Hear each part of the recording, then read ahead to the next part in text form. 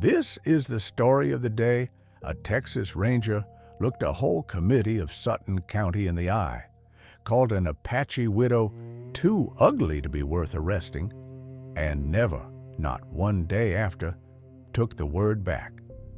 Ask in Sonora today why nobody uses the name Blackwood anymore. A man will look at his boots first, ask twice, and somebody will point you past the church, past the last fence, to a horse ranch with smoke coming steady from the chimney. "Go on out there," they'll say. "She'll tell it better than I can." They never say why it isn't him telling it. That part they leave for the ride out. 31 years earlier, none of that had happened yet. The committee room in Sutton County smelled of tallow candles and men who had ridden hard to get there. Somebody had left the door open long enough to let in the heat and a fly, and nobody had bothered to close it since. The fly mattered more than the widow's side of the story, and every man in the room seemed to know it without saying so. 9 of them sat behind the long table, hats off, faces already set. The decision made, only the ceremony left. Commissioner Warwick Dunmore stood at the window instead of sitting. A man doesn't sit when he wants the room to remember whose voice did the talking.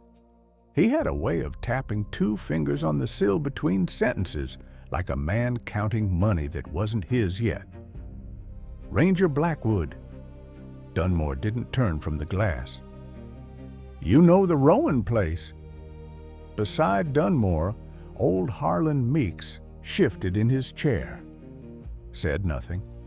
He always said nothing once a decision had gone past the point where his voice could change it. 2 other men studied the grain of the table like it owed them an answer. Nobody wanted to be the one who voted first. Aaron Blackwood knew it. Everybody in the county knew it. The corral out past the church, the widow who broke horses other men had given up on, the gate that never once needed mending because nobody fool enough tried to get past the dog. He'd ridden by it 100 times, never once stopped. "I know it," he said. Dunmore turned then. The mandate lay on the table, ink still dark enough to smell. Aaron didn't need to read it. He'd heard the shape of this story 3 days ago, standing outside the land office with his hat in his hand. And even then, he'd known it would end up here, on this table, with his name attached to the carrying out of it. "Sitsy Rowan," Dunmore said. "Agitation, theft of army horses. You'll ride out and bring her in before dark." Nobody at the table asked what agitation looked like exactly on a woman 30 feet from a corral fence. Nobody asked to see the witness who'd sworn to the theft, or where he'd been standing when he swore it.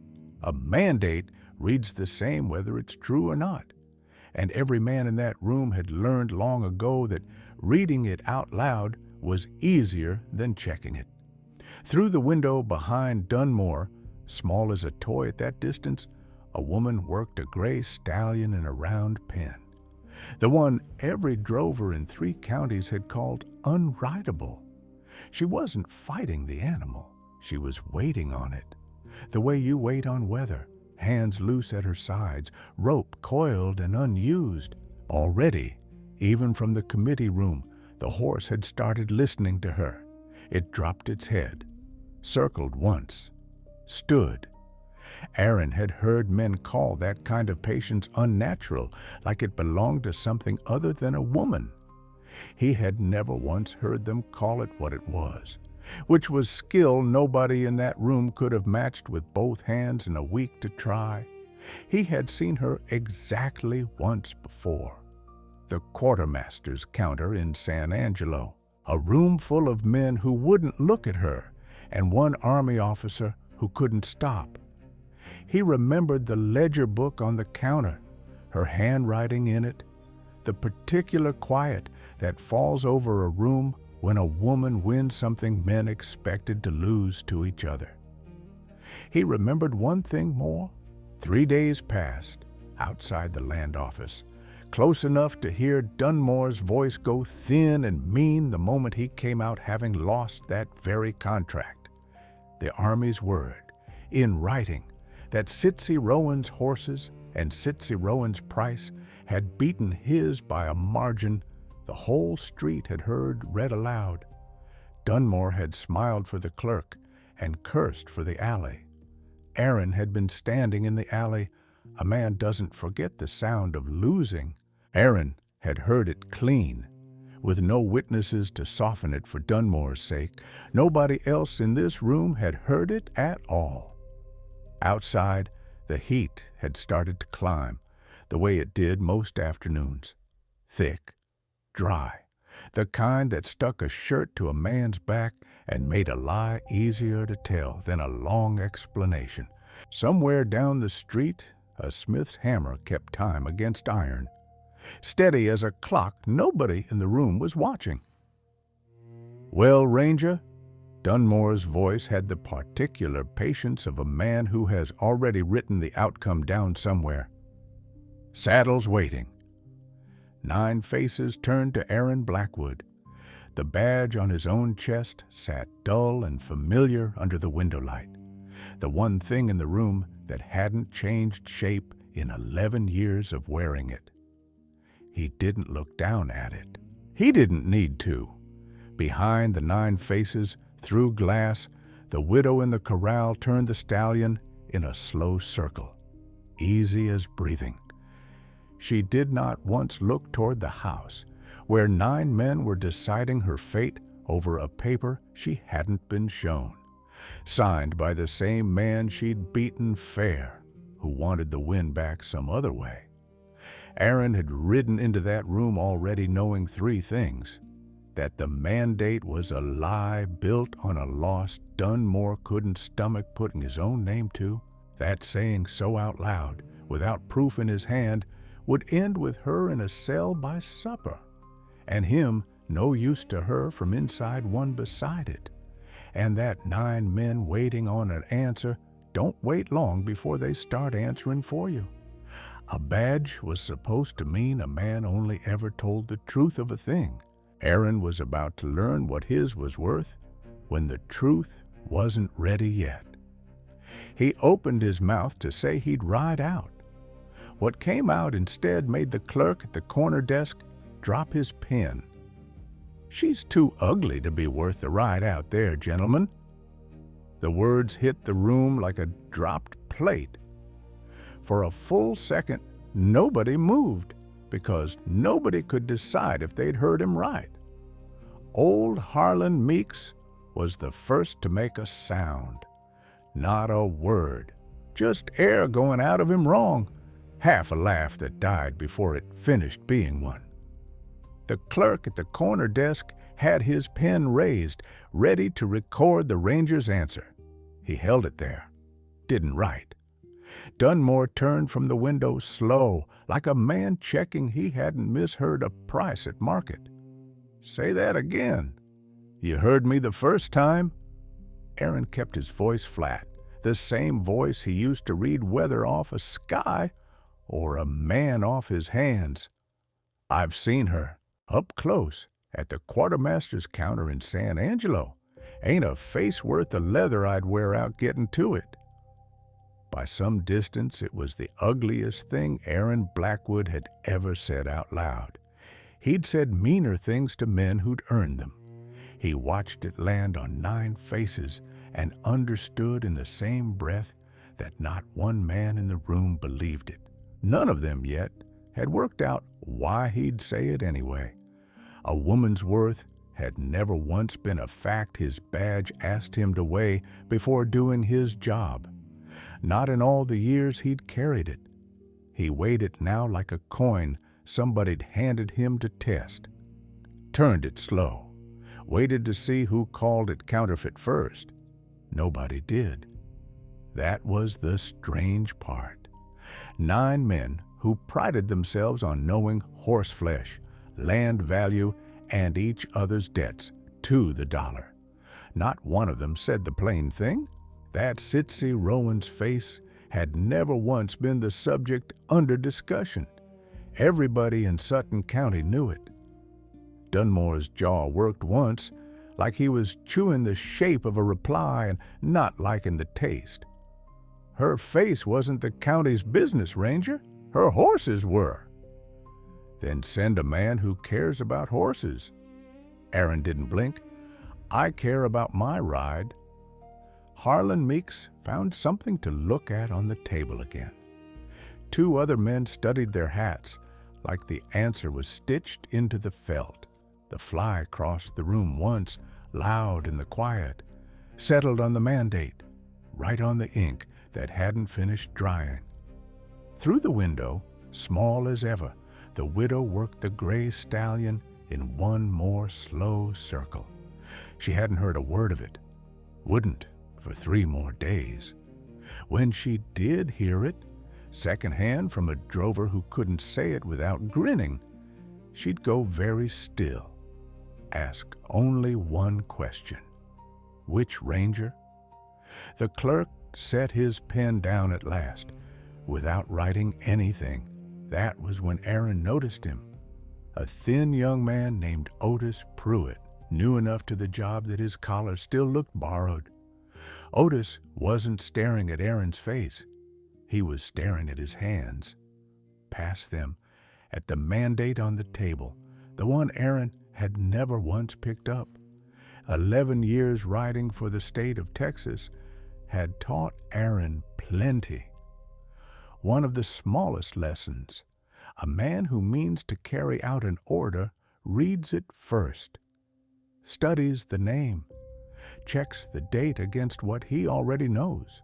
Aaron hadn't touched the paper, hadn't leaned toward it once. He'd built his whole answer out of a woman's face he'd seen exactly one time, 3 months back, in a room that had nothing to do with any of this. Otis Pruitt was young, green, not yet dulled by 9 men agreeing with each other for a living. That was exactly why he was the only one in the room who caught it. He didn't say anything, not then. He only looked at the mandate, then at Aaron, then back at the mandate. His eyes kept doing the arithmetic and kept coming up short. Dunmore hadn't caught it. Dunmore was too pleased with the shape the meeting had taken. A ranger refusing, and refusing for a reason so small and mean it would die in this room. Never touched the real question, where a losing bidder's grudge had gone to hide itself. He waved a hand like he was done being amused. Fine, I'll find a man with less delicate taste. He said it to the room, not to Aaron, already counting who else wore a badge in this county and owed him a favor. This committee's business is concluded for the day, unless somebody else has an opinion on the widow's face. Nobody did. 9 chairs scraped back at once, grateful for the excuse to leave a room that had gone stranger than any of them wanted to explain to a wife that evening. Aaron didn't move as fast as the rest.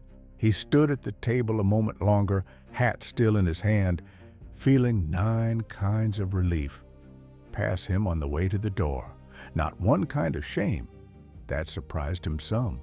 He'd expected the lie to sit heavier once it was out of him. It didn't. It sat like a debt he'd taken on, knowing exactly what he owed and to whom.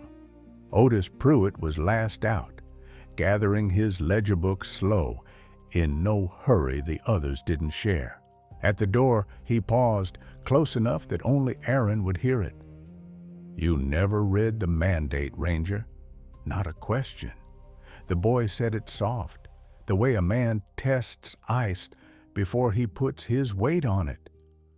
Aaron looked at him a long moment, long enough that Otis nearly took the words back. No, Aaron said, I didn't need to. He let that sit there unexplained and watched the boy decide, correctly, that no more of it was coming today. Otis nodded once, like a man filing something away for later use, and went out into the heat after the others. Aaron stayed behind long enough to look at the paper he'd refused to touch. Dunmore's signature sat at the bottom, fresh, ink gone the particular brown of something written in a hurry.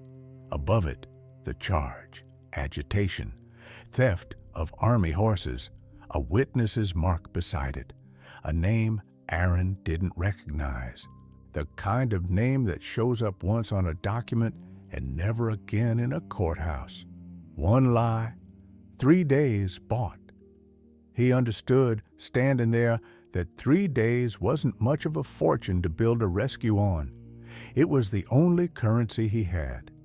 He meant to spend every hour of it. Outside, the smith's hammer had gone quiet for the noon heat. The street had that flat, white stillness Texas got at midday, when even the dogs found shade and stayed in it. Aaron crossed to the rail where his horse stood dozing, one hip cocked, tail working slow against the flies. He untied the reins without hurrying. A man in a rush draws eyes. Eyes were the one thing he couldn't afford today. He didn't ride toward the jail, didn't ride toward the land office, where he might have asked after the contract Dunmore had lost, and lost loud. He turned the horse west, past the church, past the last fence in town, out along the road that led to a corral where a woman who didn't know his name yet was about to see him coming, and have every right in the world not to trust a single reason he gave her for it. The Rowan place sat behind a gate that never needed mending. Aaron understood why the moment the dog didn't bark, it only watched him. Some animals read a rider from a quarter-mile off, the set of his shoulders, the slowness of his hands. This one had already decided he wasn't worth the noise. Sitsi Rowan had decided nothing yet. She stood at the rail, a lid rope coiled loose in one hand, the gray stallion cooling behind her.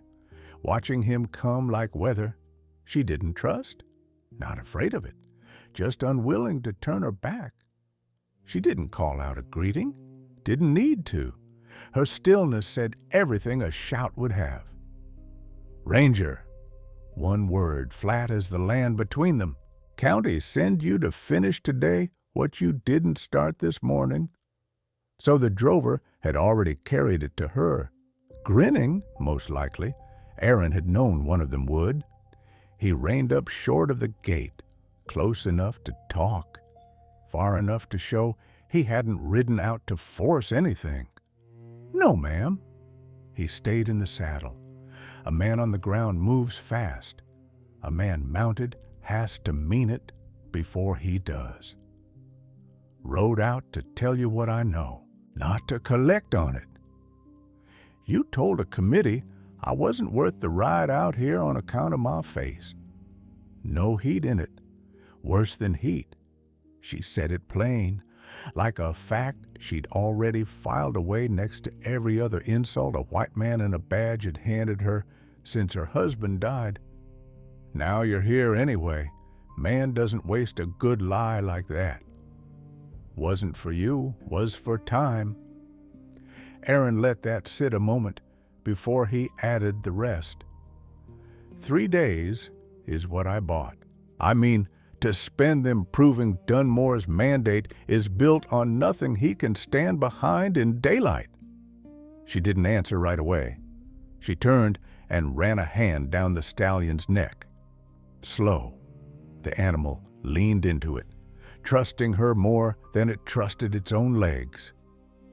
Aaron had watched that same patience through a committee window that morning, called it in his own head, a thing no man in that room could have matched. Up close, it looked like something else, a woman who had learned the hard way that gentleness held longer than force did. You know what agitation means out here. She said it to the horse, not to him.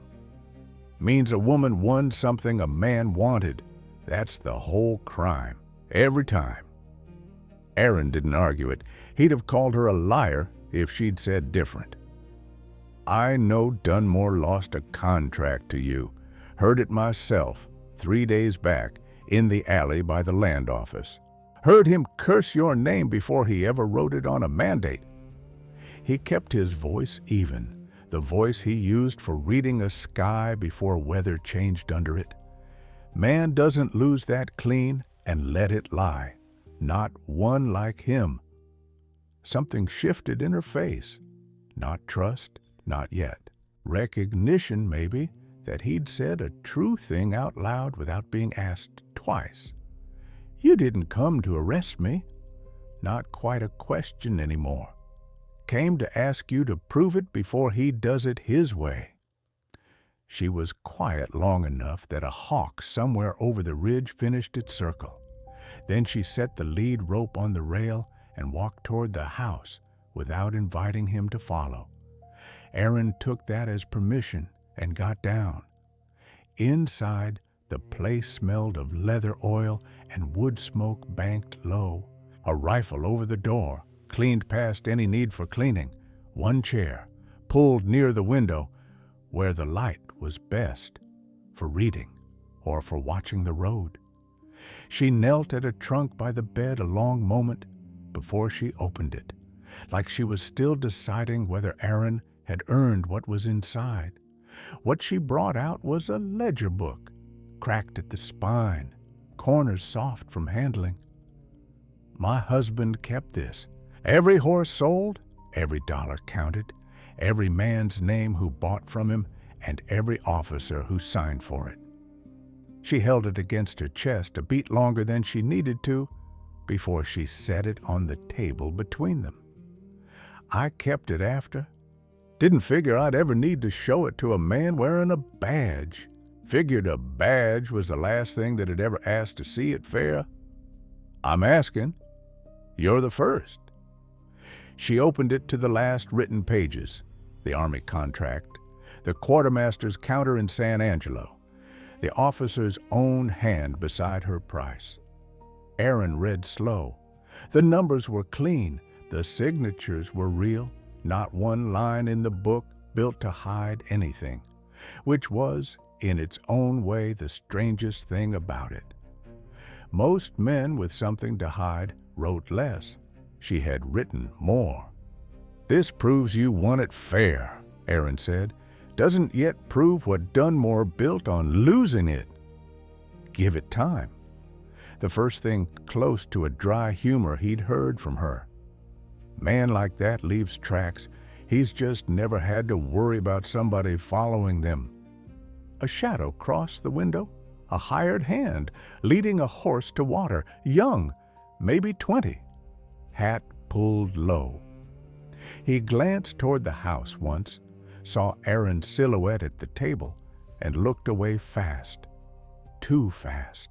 The looking away was its own kind of answer. Sitsy's jaw tightened, just barely. That's Amos Pickett. Works cattle for Dunmore 3 days out of the week. Mine the other 4. She said it without malice. Just weather again. The kind you plan around instead of arguing with. Man needs the wage bad enough to work both sides of whatever's coming. He's been jumpy since Tuesday. Wouldn't look me in the eye yesterday over a fence line I've crossed with him 100 times. Aaron filed that beside everything else. A witness who wouldn't hold a gaze was a witness who'd been paid to say something he didn't believe. The mandate names a witness to the theft, Aaron said. Doesn't name Pickett. Names a man I never heard of in this county. Then somebody borrowed a stranger's signature, same as Dunmore borrowed the county's patience. She turned another page, slower now, running a finger down a column of dates like she was counting something besides numbers. There's no theft in here to prove or disprove, only sales, only what came in and what went out, same as it always has. She stopped, her finger held still on one line, a delivery date, an amount, an officer's initial beside it. Something in her stillness changed shape, went sharper. The same stillness the stallion had shown, the moment it stopped testing her and decided to listen instead. What? Aaron leaned in before she said anything else. She didn't answer right away. She turned the ledger so the page faced him instead, finger still marking the date like she didn't trust her own memory to hold it without touching the paper. Aaron looked where she pointed. Read it once. Read it again, slower. A man recounting a hand of cards he was sure he'd miscounted the first time. The date beside her final delivery to the Army, the contract Dunmore had lost, loud in front of half the street, didn't sit 3 days before the mandate, not the way he'd assumed all morning without once checking.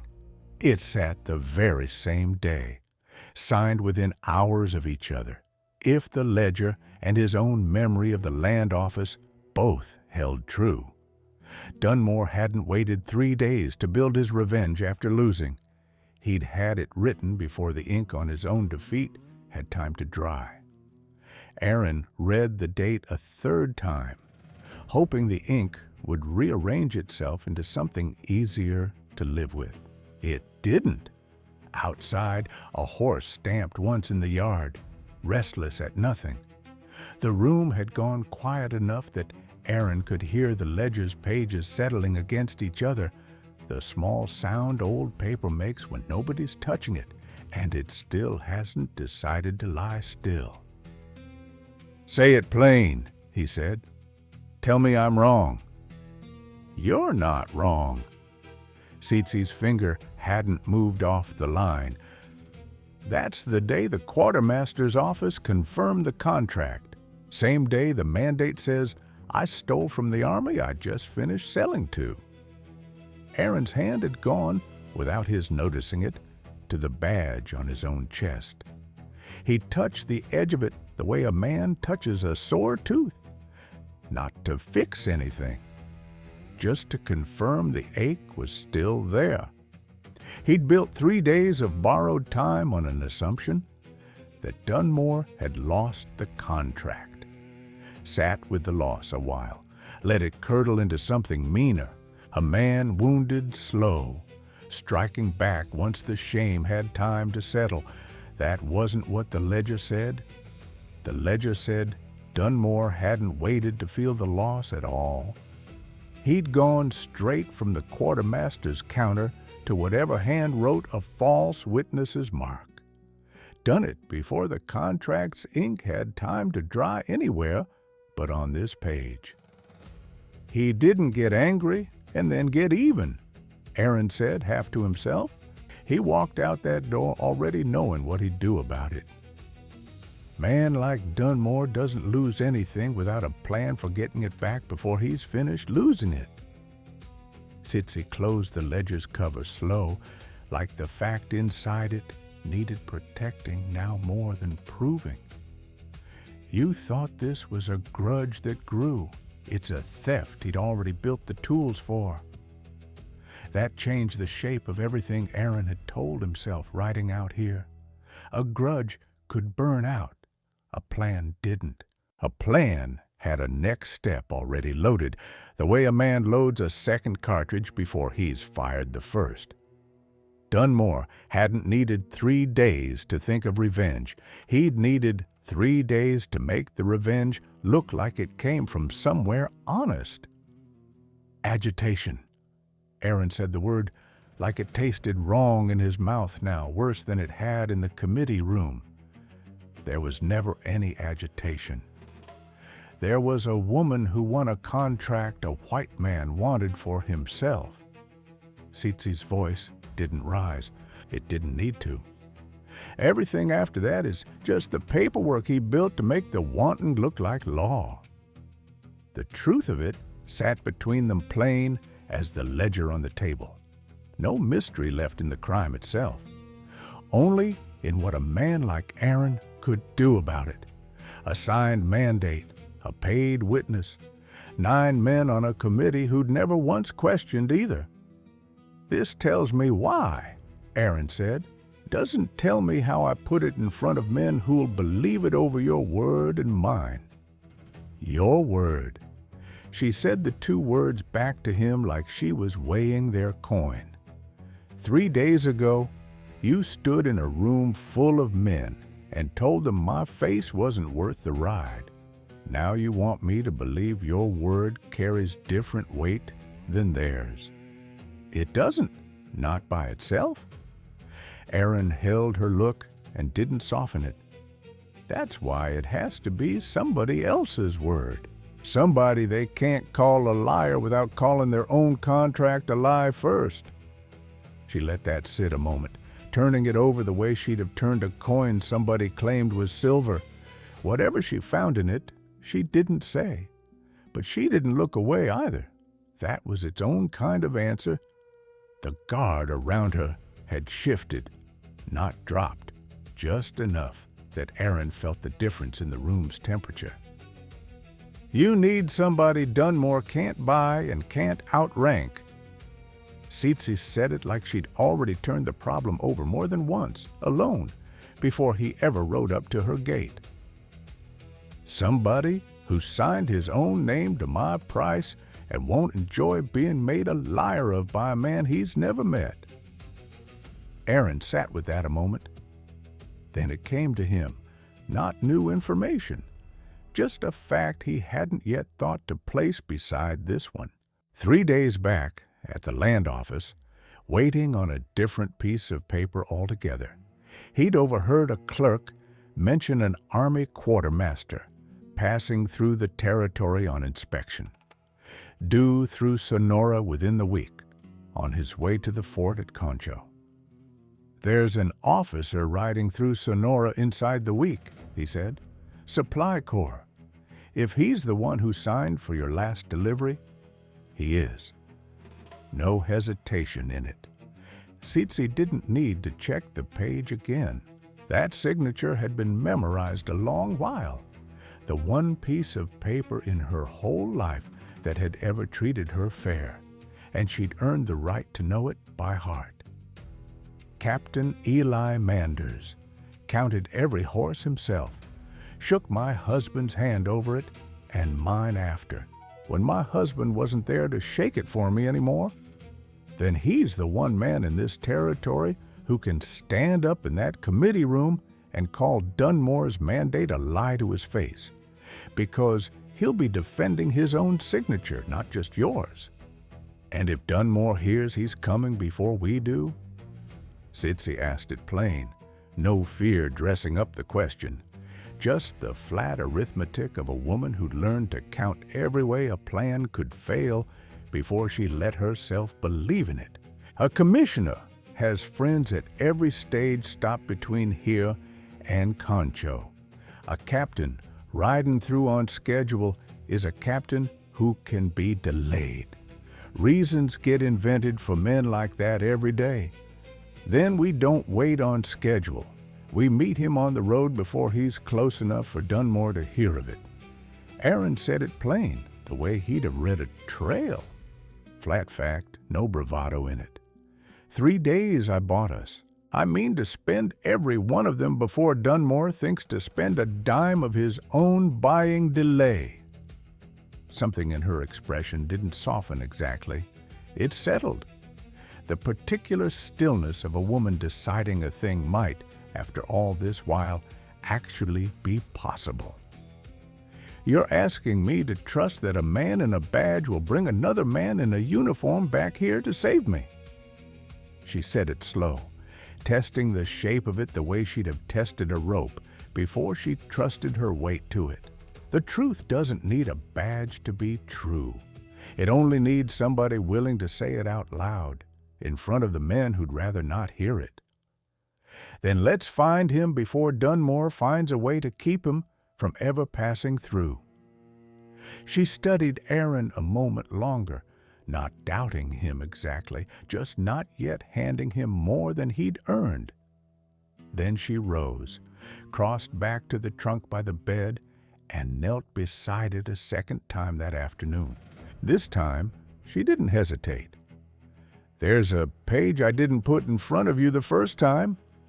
She drew it out from beneath a fold of oilcloth, creased soft from being carried, not stored. "Didn't figure I'd need it. Man doesn't show his last card till somebody's proven they deserve to see it played." She laid it beside the ledger, careful, like it might tear along the old creases if she rushed it. Not another delivery, not another date. A separate paper entirely, one that answered a question Aaron hadn't thought yet to ask, and proved a good deal more than he'd ridden out here hoping to find.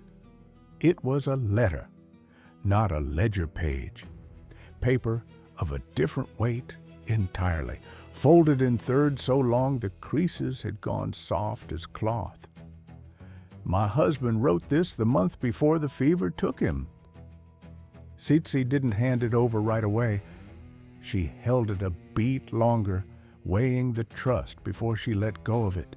Wrote it to the quartermaster's office direct, asked in writing that any future contract be recorded under both our names, not his alone, in case anything ever happened to him first. Then she let it go. Captain Manders wrote back, approved it. That's his hand at the bottom, same as the one beside my price. She tapped the signature once. Light. Dunmore's mandate says a widow stole horses from an army she had no standing with. This says the army put my name beside my husband's a year before he died and never took it off after. Aaron read it twice, slower the second time. Slower still once he understood it. "This doesn't just prove you won the contract fair," he said it low, half to himself. "This proves the Army already called you a party to it. Not a woman riding on a dead man's coattails, a partner they wrote down themselves. Man doesn't like admitting a woman was already standing where he thought he was about to put her." Tsitsi's voice had gone quiet, but not soft. "Dunmore built his whole mandate on the idea that I was nothing without my husband's name over mine. This says the Army decided that a year before he ever had to." Aaron sat with the letter a long moment. Something in him loosened. He hadn't known it was still pulled tight. He'd ridden out, half certain he was chasing a lie he could someday prove. He hadn't expected the proof already folded soft in a trunk, never once shown to a man wearing a badge.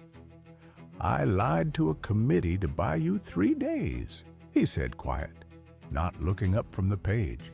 "Told myself it was a small thing, a joke bought at your expense that I'd make right later." He set the letter down careful, like it might still change its mind about existing. 11 years. I never once put a false word in a report. Not to save my own hide, not to spare a friend a whipping he'd earned. First time I ever did it for a woman who had every reason not to trust why. You did it for the same reason you're sitting at my table instead of riding back with an empty saddle and a story that satisfies Dunmore." Tsitsi didn't look away from him now. "Don't dress it up smaller than it was to make yourself easier to forgive." "I'm not asking forgiveness." Good, wasn't offering it. The dry thing in her voice again. "I'm saying a lie told to protect somebody who can't protect herself isn't the same lie as one told to protect yourself. Even a ranger ought to know the difference by now." He almost smiled at that. Didn't quite. But something eased between them. Not there an hour before, not trust whole and finished, just the first plank of it, holding weight. They were still at the table, letter and ledger both between them, when the dog outside finally barked. Aaron was on his feet before the second bark finished. A rider, coming in fast enough that dust showed over the fence line before the horse did. Tsitsi's hand went to the rifle out of old habit, then stopped. She read the shape of the man before he'd even cleared the gate. It was Otis Pruitt, hatless, ridden hard enough to tell its own story before he said a word. "Ranger Blackwood." Otis pulled up hard enough his horse threw its head. "Captain Colquitt's called a hearing tonight, Sutton County Hall." He caught his breath, hand shaking faint on the reins. "Dunmore went to him direct. Says you're conspiring with the accused. Says you never meant to bring her in at all." Aaron went very still. "Somebody saw your horse on the road. Word reached Dunmore by noon, and Dunmore reached the captain by 2. Otis said the last part low, like he hadn't wanted to be the one carrying it. "Captain wants you there by dark. Wants the badge in hand when you come." Those were his words, Ranger, not mine. Sitsy's face had gone carefully blank. The stillness Aaron knew by now meant she was counting how badly a thing could still go wrong. "They'll take it before the officer even reaches Sonora," she said. "Maybe." Aaron was already reaching for his hat. But a hearing's a room full of people, same as the committee was. Rooms full of people can still hear a true thing if somebody's willing to say it loud enough. He didn't sound certain when he said it. He said it anyway because it was the only version of the evening worth riding toward. The county hall was fuller than Aaron had ever seen it, every bench taken, men standing 3 deep along the back wall. Captain Colquitt stood at the front, gray-bearded, a man who built 30 years of rank on never once raising his voice when silence did the job harder. Dunmore sat in the front row, hands folded, a man who'd already written the ending. He only needed the room to catch up to it. "Ranger Blackwood." Colquitt didn't raise his voice. He never needed to. "You were given a lawful mandate. You refused it with a reason unbecoming a man wearing that badge and rode instead to counsel with the accused." "I rode to find the truth of the charge, sir." Aaron kept his own voice level, though the room's weight pressed against it. "The mandate is built on a lie Commissioner Dunmore has reason to want believed." A murmur went through the benches. Dunmore didn't turn around. Didn't need to. An accusation without proof in hand was only noise. He knew that better than anyone in the room. "Do you have that proof before this hearing tonight?" Colquitt asked it plain, giving Aaron exactly the chance the moment required and no more. Aaron thought of the ledger and the letter still on Sitsy's table, needing a voice that outranked his own. Captain Manders was still 2 days out from Concho. Tonight, Aaron had nothing in hand but his own word, already spent once, badly, in a committee room 3 days before. "Not tonight," he said. "In 2 days. I need 2 days, Captain." "You had 3 by your own account, and spent them riding to the accused instead of building a case this county could stand behind." Colquitt's voice hadn't risen once, and that made it worse. "This hearing isn't asking whether you believe her innocent. It's asking whether a man who lies to a committee, then rides to conspire with the party he was ordered to arrest, still deserves to wear the badge of this state." The room had gone dead quiet, the kind of quiet that presses on a man's chest same as heat does at midday. "Hand it over, Ranger." Aaron looked at Colquitt a long moment, then at Dunmore, still facing forward, a man who never once had to look his victims in the eye to win against them. Then out at the room, every face he'd known for 11 years, none of them quite meeting his. His hand went to his own chest. The badge came away easier than he expected. 11 years. Less than a second to unpin. He set it on the table without a word, because no word he had left would have changed the room's mind tonight. The silence that followed was the loudest thing Aaron had heard in his life. Otis Pruitt stood against the wall, hat crushed in both hands, watching something break he didn't have the rank to stop. This committee will reconvene in 2 days' time, when the matter of the widow Rowan is properly settled, Colquitt said, already turning away. You're no longer a ranger of this state, Mr. Blackwood. You may leave the hall. Aaron walked out past every bench, past every face that wouldn't hold his, into a night gone full dark while the hearing burned the last daylight inside. Nobody followed him to the rail. Nobody needed to. He untied the reins with hands that didn't shake. Something in his chest had gone hollow, a way 11 years of riding never once prepared him for. No badge, no rank, no authority left to his name. He swung up into the saddle anyway, turned the horse not toward the Rowan place, not toward home, but east, toward the road from Concho, where a captain of the Supply Corps rode closer every hour toward a reckoning that no longer had a badge behind it to make it stick. Only a man with nothing left to lose and one reason left worth riding for. Aaron met Captain Eli Manders 11 miles east of Sonora, where the road bent around a dry wash. No cover there, no hiding an approach. Manders reined up at the sight of a man with no badge on his shirt and no hat on his head.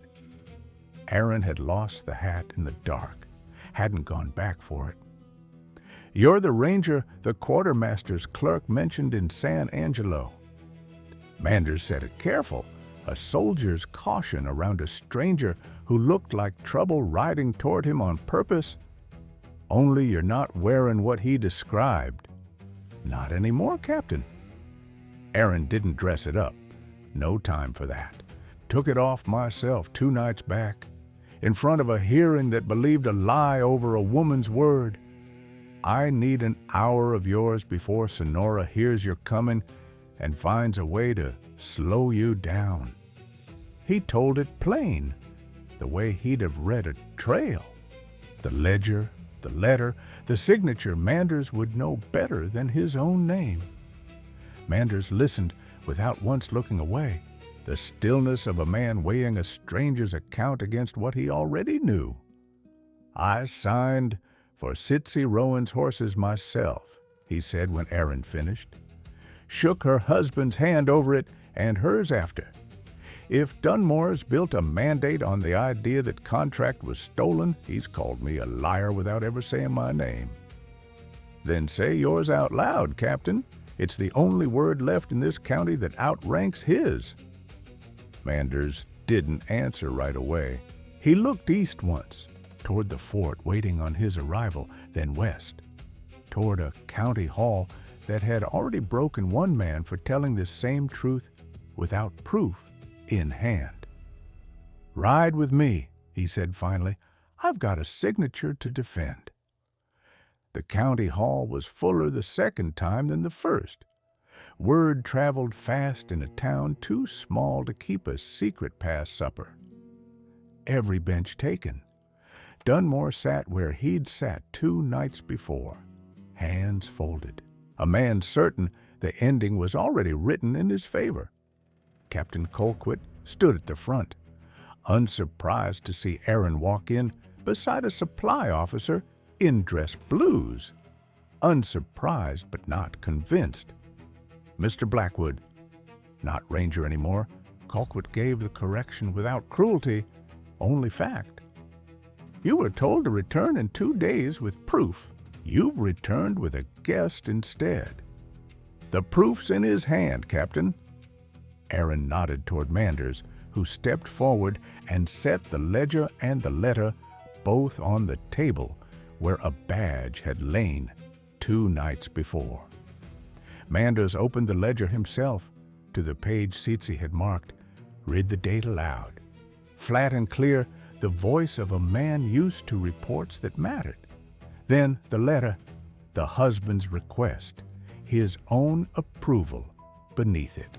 He recognized the ink before he'd finished the first line.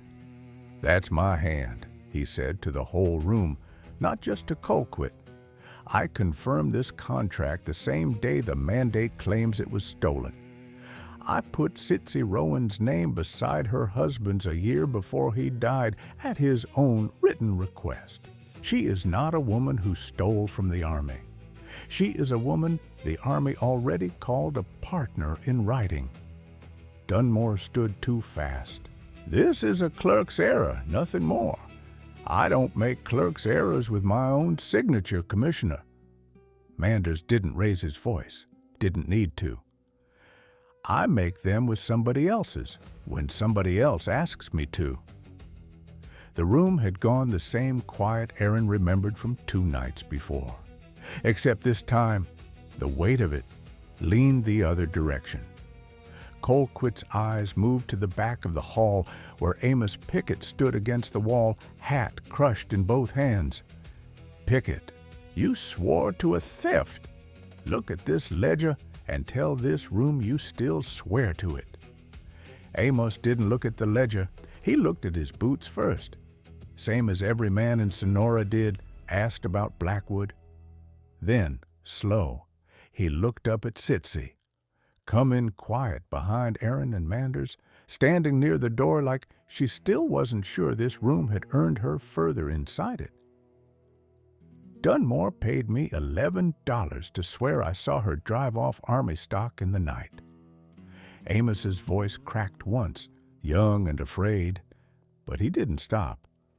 "Never saw any such thing. Needed the $11 worse than I needed to sleep easy, and I told myself that made it fair. It didn't." Dunmore's jaw worked, the same motion Aaron had watched 2 nights before. A man chewing a reply he couldn't make taste right. He found none this time. 9 men had let a mandate go unread once. This room, full now, was not going to let a confession go unheard. "Commissioner Dunmore," Colquitt's voice carried to every wall, "you'll surrender yourself to the county sheriff on charges of fraud, forgery of a witness mark, and abuse of this office, effective tonight." 2 men Aaron didn't know moved to Dunmore's side before he'd finished, standing all the way up. He didn't fight it. A man who builds his whole plan on nobody checking his tracks has no plan left once somebody finally does. Colquitt turned to Aaron last. "The badge you surrendered 2 nights ago is yours to reclaim, Mr. Blackwood, if the county's your choice." Aaron looked at the table where it still sat, dull under the lamplight, the one thing that hadn't changed shape in 11 years of wearing it. He thought of those 11 years and of the 2 nights since. The second felt truer than the first. "Keep it, Captain." He said it without bitterness. "I found out what I was worth without it. Don't need it back to remember." Aaron rode out to the Rowan place last time 3 days later. Nobody had sent him. There was just a chair by the window that had started feeling like it was waiting on him. Sitzy had the ledger and the letter put away by then, back in the trunk, under the oilcloth. What she set on the table instead was a cigar box, dented at one corner, the kind a man keeps nails in, or a woman keeps nothing much at all. She opened it and set the badge inside, the one Colquitt had left on the table. Aaron hadn't taken it. She had. "Didn't figure you for a man who'd want it on a shelf," she said, closing the lid soft. "Figured you'd want it somewhere it couldn't tell you who to be anymore. Wasn't planning on keeping it at all." "I know. That's why I kept it instead." She poured coffee into a cup she hadn't asked if he wanted, because by now she already knew the answer. "A thing's not always a chain," Aaron. Sometimes it's just proof a thing happened. I don't figure to let anybody forget what you gave up to say a true thing out loud when it cost you everything a badge was ever supposed to protect. He wanted to argue that, turned the cup in his hands instead, found he didn't have the argument in him anymore. I've got a ranch that needs a man who knows horses and knows when to hold his tongue and when not to, she said. Wages are honest. Work is hard. I'm not offering it out of charity. You've more than earned a place here, same as I earned that contract Dunmore couldn't stand losing to me. That an offer or a fact you've already decided? Both, same as everything else worth saying. The dry thing was back in her voice, easier now than the first day he rode up to her gate uninvited. She looked at him a long moment, the way she'd once looked at a stallion nobody else could ride, not deciding whether to trust the animal, only how much weight to put in that trust before either of them was ready. You don't need the badge to be who you were the day you lost it, she said. You proved that the moment you took it off. Everything after was just the county catching up to what I already knew standing at that fence. Neither said much else that evening, not much left worth adding. The coffee went cold, and neither minded. Outside the window, the gray stallion stood easy in the last of the light, not testing anyone, not needing to. A man doesn't always get to choose what he loses on his way to becoming who he was always going to be. Aaron Blackwood lost a badge that had told him for 11 years exactly what he was worth. The number had been wrong the whole time. Too small, measured by the wrong hand. Some truths don't wait for a title to carry them. They only wait for somebody brave enough, or tired enough, or in love enough to say them out loud in a room that would rather not hear it. What would you have given up to be the one who said it?